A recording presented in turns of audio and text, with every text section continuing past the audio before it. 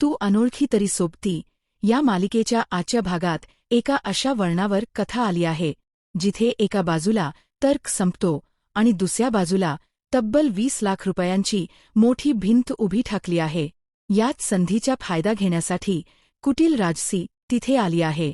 होय प्रेक्षकांनो, अर्पिता कार अपघातात कमालीची भाजली असल्यामुळे तिच्या तातडीच्या प्लास्टिक सर्जरी आणि इतर मेजर ऑपरेशन्ससाठी तब्बल 20 लाख रुपयांची नितांत गरज आहे.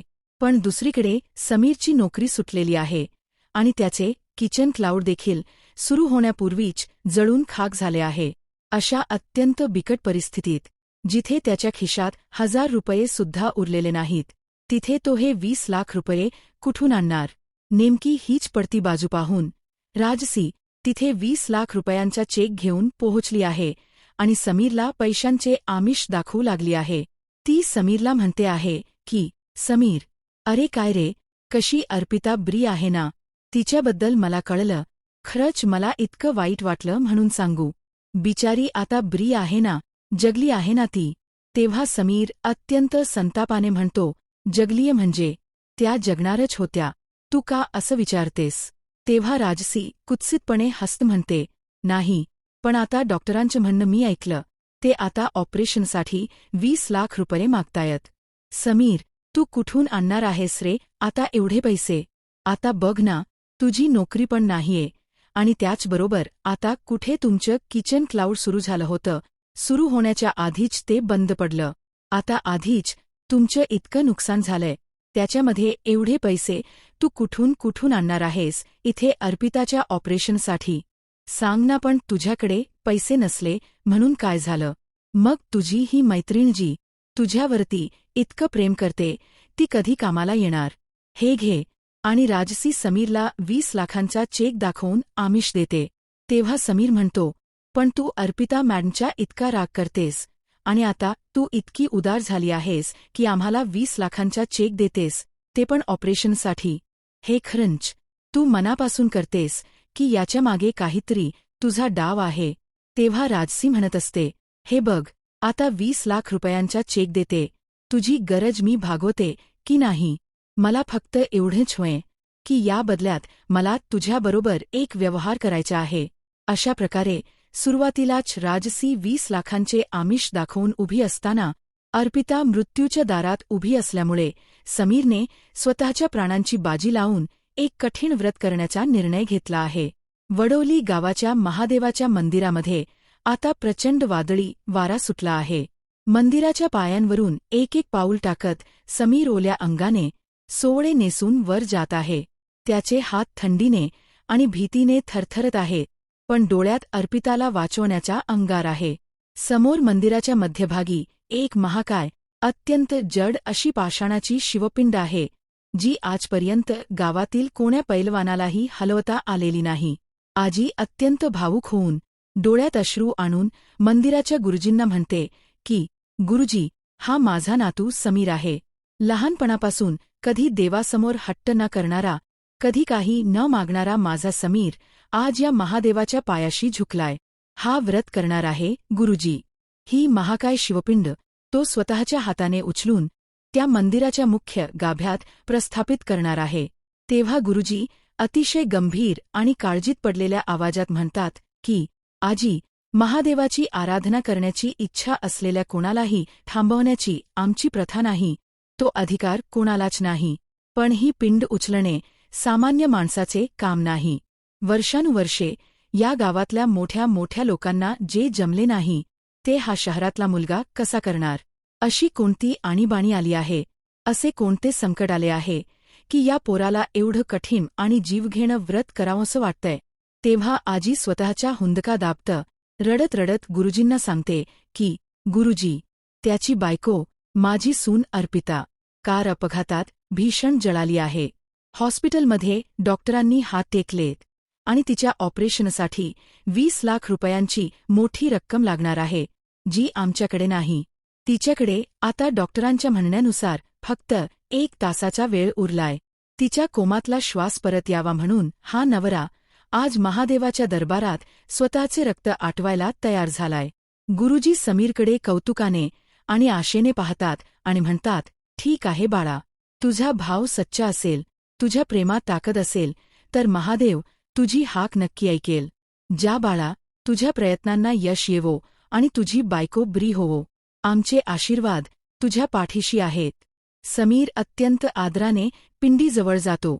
त्याचे कापते हात जेव्हा त्या थंड पाषाणाच्या पिंडीला लागतात, तेव्हा त्याच्या डोळ्यांसमोर अर्पिताचा हसरा चेहरा येतो. तो पिंड उचलण्याचा पहिला प्रयत्न करतो, पण वजन प्रचंड असल्यामुळे त्याचे पाय लगमगतात. तो जमिनीवर घासटला जातो. त्याच्या हातातून, तळव्यांतून आणि नखांमधून रक्त यायला लागते. ते पाहून मंदिरात गोळा झालेले गावकरी आपसात कुजबुजू लागतात की, अरे, जे वर्षानुवर्षे या गावातल्या मोठ्या पैलवानांना जमलं नाही, ते हा हाडकुळा शहरातला पोरगा काय करणार. दुसरा गावकरी म्हणतो की, शिव महाराज रुसलेत आपल्यावर, ही पिंड इथून हलायची नाही. उगीच स्वतःच्या जीवाचा नाहक खेळ चालवला याने, हा पोरा मरेल इथेच. समीर हताश होऊन गुडघ्यावर बसतो. त्याचे डोळे मिटतात आणि तो महादेवाला आर्त हाक मारतो. अचानक पार्श्वभूमीवर एक अत्यंत भावुक संगीत सुरू होते आणि समीरला भास होतो की अर्पिता साक्षात तिथे आली आहे. ती त्याचा रक्तबंबाळ झालेला हात स्वतःच्या हातात घेते आणि त्यावर अत्यंत प्रेमाने फुंकर मारते. भासामध्ये अर्पिता समीरला म्हणते की, समीर, डोळे उघडा. असे हार मानणारे समीर माझे असूच शकत नाहीत. माझा तुमच्यावर आणि तुमच्या प्रेमावर पूर्ण विश्वास आहे. या जगात आजपर्यंत जे कोणाला जमलं नाही, ते तुम्ही करून दाखवणार. उठायचे आहे तुम्हाला, माझ्यासाठी, आपल्या प्रेमासाठी. अर्पिताचे हे शब्द ऐकताच समीरचे डोळे खाडकन उघडतात. त्याच्या अंगात अचानकपणे एका सिंहाची ताकद संचारते. एक वेगळीच शक्ती येते. तो हर हर महादेव असा प्रचंड जयघोष करतो की संपूर्ण मंदिर आणि वडोली गाव थरथरते. तो संपूर्ण ताकदीनिशी ती महाकाय पिंड एका झटक्यात उचलतो आणि थेट मंदिराच्या मुख्य गाभ्यात नेऊन स्थापित करतो. त्याच क्षणी मंदिरात जोरदार घंटानाद होतो आणि आकाशात विजेचा कडकडाट होतो. पण इकडे हॉस्पिटलमध्ये परिस्थिती अत्यंत भयानक झालेली असते. आयसीयूमधील मॉनिटरची रेषा सरळ होते आणि बीप बीप असा सलग मृत्यूचा आवाज येऊ लागतो. डॉक्टर अर्पिताची नाडी तपासतात, तिचे डोळे तपासतात आणि घड्याळाकडे पाहत अत्यंत गंभीर चेहऱ्याने आणि जड अंतःकरणाने म्हणतात की, आय एम सॉरी. आम्ही खूप प्रयत्न केले, पण अर्पिता मॅडम आता या जगात नाहीत. She is no more. Time of death. ते ऐकून बाहेर उभी असलेली निक्की जोरात रडायला लागते. स्वतःचे डोके भिंतीवर आपटू लागते आणि म्हणते, नाही, असे कसे होऊ शकते. माझी ताई आम्हाला सोडून अशी जाऊच शकत नाही. जिजू तिथे तिच्यासाठी प्रत्यक्ष देवाशी लढत आहे, मृत्यूशी झुंज देत आहे. डॉक्टर, तुम्ही पुन्हा तपासा. माझी ताई मला हवी आहे. अर्पिताचे वडील पूर्णपणे कोलमडून पडतात. त्यांचे पाय लटपटतात आणि ते रडत म्हणतात की, माझ्या निष्पाप मुलीने कोमात जाण्याआधी कोणाचे काय बिघडवले होते. देव आमच्या पाठीशी एवढा निष्ठुर कसा असू शकतो. सलील निक्कीला घट्ट सावरतो आणि म्हणतो की, निक्की, स्वतःला सांभाळ, बाबांना सांभाळ, आपल्याला धीर धरावा लागेल. तिकडे मंदिरात समीर देवासमोर नतमस्तक होऊन कृतज्ञतेचे अश्रू ढाळतो आणि त्याच सेकंदाला इकडे हॉस्पिटलमध्ये अचानक एक मोठा चमत्कार घडतो. तो बंद पडलेला मॉनिटर पुन्हा सुरू होतो. हृदयाचे ठोके परत येतात. अर्पिताच्या हाताच्या बोटात हळूच हालचाल होते आणि ती एक मोठा सुटकेचा श्वास घेते. ती नर्स आश्चर्याने आणि आनंदाने ओरडते की, डॉक्टर, डॉक्टर, इकडे बघा, मिरॅकल. पेशंटचा पल्स पुन्हा येतोय. पेशंट जिवंत आहे. डॉक्टर धावत केबिनमध्ये येतात आणि मशीन तपासून म्हणतात, व्हॉट. हे वैद्यकीय शास्त्रात संपूर्णपणे अशक्य आहे. गेलेले हृदयाचे ठोके परत आले. हा तर निव्वळ देवघराचा चमत्कार आहे. अर्पिता मॅडम व्यवस्थित श्वास घेत आहे. धोका टळला आहे. निक्कीच्या आनंद गगनात मावेनासा होतो. ती लगेच रडत रडत थरथरत्या हाताने समीरला फोन लावते. समीर नुकताच मंदिराच्या बाहेर पाया उतरत येत असतो. निक्की फोनवर ओरडून म्हणते की, जिजू, जिजू, तुम्ही जिंकलात. तुमच्या त्या कठीण व्रताने चमत्कार केला. ताईचा गेलेला जीव परत आलाय. ती शुद्धीवर आली आहे. तुम्ही लवकर या जिजू. ताई तुम्हाला शोधते आहे. आजी समीरच्या पाठीवरून आणि डोक्यावरून हात फिरवत अत्यंत सुखावून म्हणते की समीर, पाहिलंस, तुझ्या प्रेमात आणि त्या महादेवाच्या व्रतात इतकी ताकद होती की मृत्यूलाही मागे फिरावं लागलं, काळालाही हार मानावी लागली. चल, आता वेळ वाया न घालवता लवकर हॉस्पिटलमध्ये चल. हॉस्पिटलमध्ये समीर आणि आजी अत्यंत धावत पळत पोहोचतात. सलील निलंबरी आणि रेणुका यांना फोनवर ही आनंदाची बातमी देतो. घरचे सर्वजण खुश असतात. समीर धापा टाकत अर्पिताच्या केबिन बाहेर येतो आणि निक्कीला अत्यंत आशेने विचारतो की निक्की, अर्पिता मॅडम कशा आहेत आता? काही बोलल्या का त्या? निक्की डोळे पुसत सांगते की जिजू, त्या अजून पूर्णपणे बोलू शकत नाहीत. खूप अशक्तपणा आहे. पण त्यांनी डोळे उघडले तेव्हा त्यांचे डोळे फक्त आणि फक्त तुम्हालाच शोधत होते. त्या मुखाने काही बोलल्या नाहीत, पण त्यांच्या नजरेत तुमचीच वाट होती. तुमच्याच चेहरा शोधत होत्या त्या. तेवढ्यात डॉक्टर समीरला गंभीर चेहऱ्याने बाजूला बोलवतात. तिथे हॉस्पिटलच्या कॉरिडॉरमध्ये दुष्ट राजसी एका खांबाच्या मागे लपून उभी असते आणि हे सर्व संभाषण चोरून ऐकत असते. डॉक्टर समीरला म्हणतात की मिस्टर समीर, तुमची वाईट वेळ टळली आहे. पेशंट धोक्याबाहेर आहे, ही आनंदाची गोष्ट आहे. पण आता आपल्याला पुढच्या अत्यंत महत्त्वाच्या आणि महागड्या सर्जरीच्या टप्प्याकडे जावे लागेल, ज्यासाठी आपण आधीच बोललो होतो की 20 लाख रुपये खर्च येईल. तुमच्या पत्नीच्या शरीरावर खूप खोल जखमा आहे. तुम्ही या 20 लाख रुपयांची व्यवस्था लवकरात लवकर करा, तरच आपण पुढची प्लास्टिक सर्जरीची प्रोसेस सुरू करू शकतो, अन्यथा संसर्ग वाढू शकतो. डॉक्टर तिथून निघून जातात. समीर पुन्हा एकदा प्रचंड निराश होऊन कॉरिडॉरमधील बाकावर डोक्याला हात लावून बसतो. त्याच्या डोळ्यातून घळघळा अश्रू वाहू लागतात आणि तो स्वतःशीच संवादात म्हणतो की 20 लाख रुपये, एवढी मोठी रक्कम मी या घटकेला कुठून आणू? माझी नोकरी नाही, व्यवसाय नाही. या संकटातून मार्ग काढायला मला आता कोण मदत करणार? माझा देव तर धावला, पण आता या पैशांच्या नराधमांशी मी कसा लढू? तेवढ्यात राजसी कॉरिडॉरमध्ये अत्यंत मग्रुरीने आणि खोट्या सहानुभूतीने हसत पुढे येते. तिच्या हातात एक चेकबुक आणि काही पेपर्स असतात. ती टाळ्या वाजवत म्हणते की अरे रे समीर, देवाने तुला तुझी बायको तर परत दिली, पण आता डॉक्टरांनी मागितलेले 20 लाख रुपये तुझ्या खिशात नाहीत. काय ही नशिबाची क्रूर थट्टा. समीर रागाने लालबुंद होऊन तिच्याकडे पाहत म्हणतो की राजसी, तू अजून इथेच आहेस. तू इथे काय करते आहेस? आणि तुला अर्पिता मॅडमबद्दल एवढी काळजी कधीपासून वाटायला लागली? राजसी क्रूरपणे हसत म्हणते की काळजी? मला तुझी काळजी आहे समीर, या अर्पिताची नाही. मी डॉक्टरांचे बोलणे ऐकले आहे की तुम्हाला या क्षणाला तातडीने 20 लाख रुपयांची गरज आहे आणि ती रक्कम तुझ्या अवकातीबाहेरची आहे. हे बघ. ती तिच्या पर्समधून एक 20 लाख रुपयांचा साईन केलेला चेक काढते आणि समीरच्या डोळ्यांसमोर धरत म्हणते की हा बघ 20 लाखांचा चेक. यावर तू सही केलीस की एका मिनिटात तुझ्या अर्पिताचे ऑपरेशन सुरू होईल आणि ती पुन्हा पहिल्यासारखी सुंदर दिसेल. समीर अत्यंत अविश्वासाने आणि तिरस्काराने म्हणतो की राजसी, तू आणि एवढी मोठी मदत? जी मुलगी दिवसरात्र अर्पिता मॅडमच्या तिरस्कार करते, जिने आम्हाला उद्ध्वस्त करायचा प्रयत्न केला, ती आज 20 लाखांचा चेक घेऊन माझ्यासमोर उभी आहे.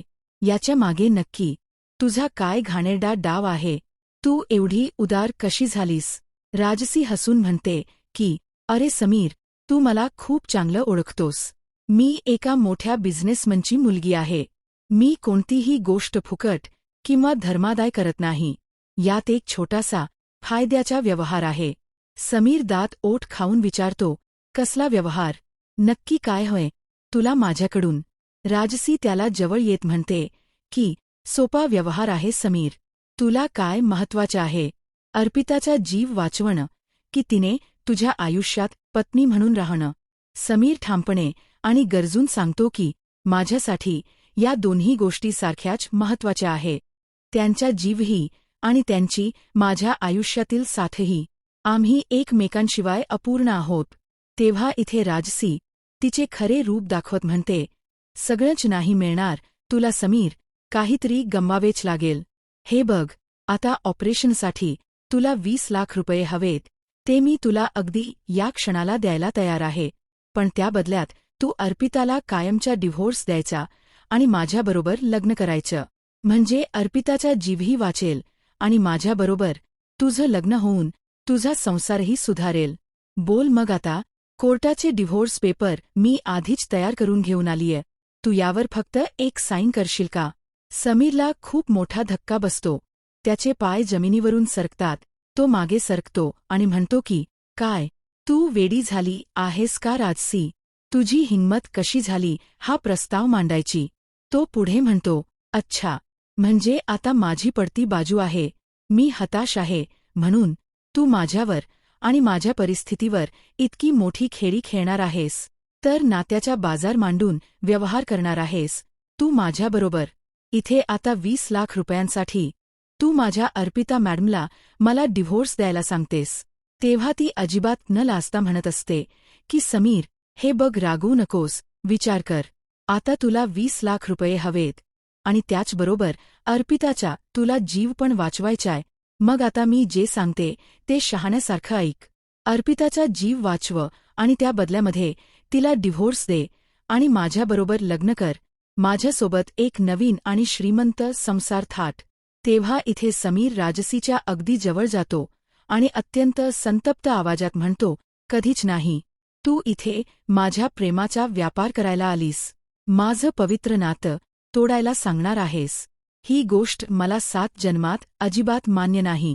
अर्पिता मॅडम ब्या झाल्या आणि त्यांना जर उद्या कळलं ना की त्यांना बरं करण्यासाठी मला तुझ्यासारख्या बाईसोबत इथे आता व्यवहार करावा लागलाय, तुझ्या या घाणेरड्या पैशांसाठी मला त्यांना डिव्होर्स द्यावा लागलाय, ही गोष्ट त्यांना जर कळली तर त्यांचा आत्मा चुकेल, सहन नाही होणार त्यांना ती वेदना. त्यामुळे तुझा हा चेक तुलाच लखलाभ, मला याची गरज नाही. ती मगरुरीने म्हणते, बघ समीर, शेवटचा विचार कर, अशी संधी पुन्हा मिळणार नाही. समीर म्हणतो, विचार माझा झालाय राजसी. पैसे मी कुठूनही आणेन, चोरी करेन, मेहनत करेन, पण तुझ्यासारख्या नीच बाईसोबत व्यवहार करणार नाही. आणि डिव्होर्स तर मी अर्पिता मॅडम यांना अजिबातच देणार नाही. आमचे नाते जन्मांतराचे आहे. समीरचा चेहरा संतापाने आणि रागाने लालबुंद होतो. तो राजसीच्या हातातून तो 20 लाख रुपयांचा चेक आणि ते कोर्टाचे डिव्होर्स पेपर्स एका झटक्यात हिसकावून घेतो. राजसीला एका क्षणासाठी वाटते की समीर आता शरण आला आणि तो सही करणार आहे, म्हणून ती अत्यंत जिंकायच्या थाटात आणि अहंकाराने हसते. पण त्याच क्षणी समीर अत्यंत गंभीर आणि कडक आवाजात राजसीने दिलेला तो 20 लाखांचा चेक आणि ते पेपर्स तिच्या डोळ्यांसमोर चरचर फाडून त्याचे तुकडे तुकडे करतो आणि तिच्या तोंडावरती फेकून मारतो. तो गरजून म्हणतो, काहीही झालं ना तरी सुद्धा या पैशांसाठी मी माझ्या अर्पिताला दुसरा मानसिक धक्का देणार नाही. त्या जगल्या तरी त्यांना मेल्याहून मेल्यासारखं होईल जर मी त्यांच्या पाठीत खंजीर खुपसला तर. कारण त्यांच्यासाठी मी आणि माझ्यासाठी त्या किती महत्वाच्या आहोत ना, हे फक्त आमच्या 2 जीवांनाच माहिती आहे. राजसी संतापाने थरथर कापते आणि ओरडते की, समीर, हे काय केलंस तू? तुझा हा माज आणि तुझा हा खोटा स्वाभिमान तुला खूप महाग पडेल. ती तुझी अर्पिता पैशांभावी हॉस्पिटलच्या बेडवर तडखडून मरेल. समीर तिच्यावर बोट दाखवून अत्यंत कडक आवाजात बजावतो की, गप्प बस राजसी. एक शब्दही पुढे बोलू नकोस, अन्यथा मी माझा ताबा सोडेन. पैसे मी कुठूनही उभे करेन, कष्ट करेन, रात्रंदिवस एक करेन, रक्त आटवेन, लोकांचे पाय धरेन. पण तुझ्यासारख्या नालायक आणि निर्लज्ज माणसाकडून नात्याचा सौदा करून 1 रुपयाही घेणार नाही. राजसी त्याला डोळे वटारून धमकी देते की, तू पश्चाताप करशील समीर, माझ्याकडे परत येशील. समीर तिला शेवटचा उत्तर देतो की, पश्चाताप तुला होईल राजसी, कारण तू पैशाने नाती विकत घ्यायला निघाली होतीस. जर मी या पैशांच्या बदल्यात अर्पिता मॅडमला घटस्फोट दिला असता तर ते आमच्या प्रेमाचा अपमान झाला असता.